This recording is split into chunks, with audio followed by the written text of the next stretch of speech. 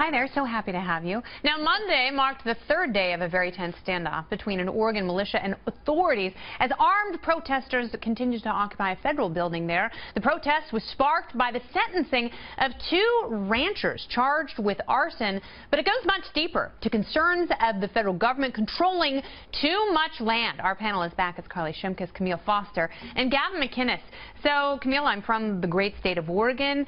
Things obviously operate differently out west. It is loosely populated. There's a lot more land, and the federal government manages, or I could say mismanages, an awful lot of it. That's right. You know, here you have two men who've already served time in prison, but this Department of Justice decided to go back and enforce mandatory minimums, sending them back to prison. Yeah, no, and these are the questions that we ought to be talking about.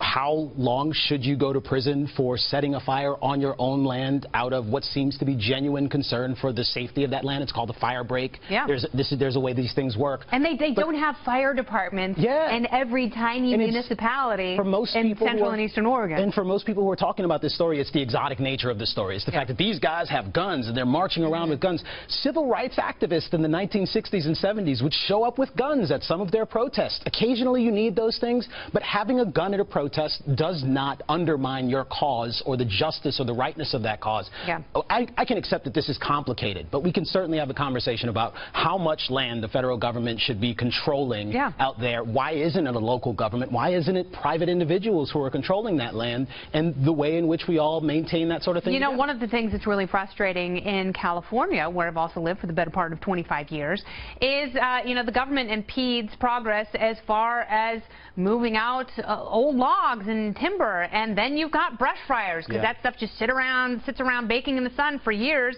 There's a conflagration, and then once it finally rains, there are mudslides. I mean, it's horrible mismanagement of land year after year after year. What do you think? Well, they call this an Indian reserve, and then they pretended it was really about birds and how we need to preserve this land for birds.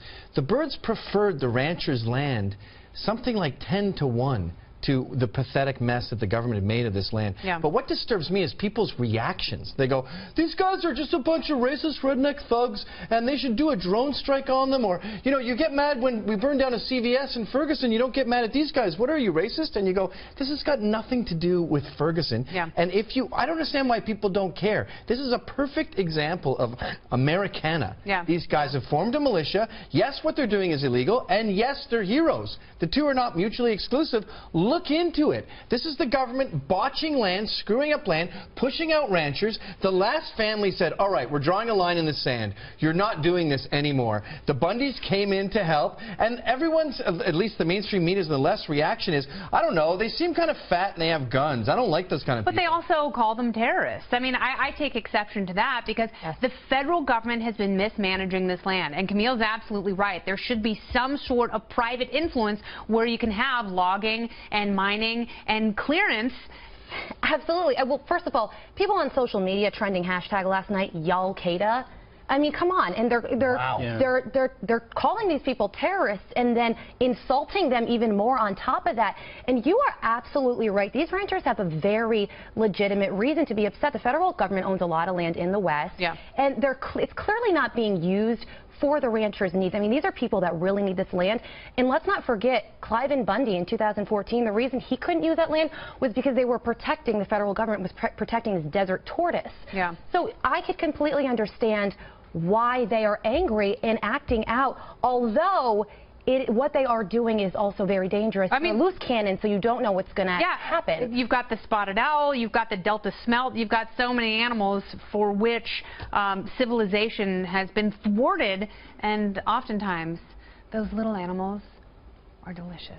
The panel returns.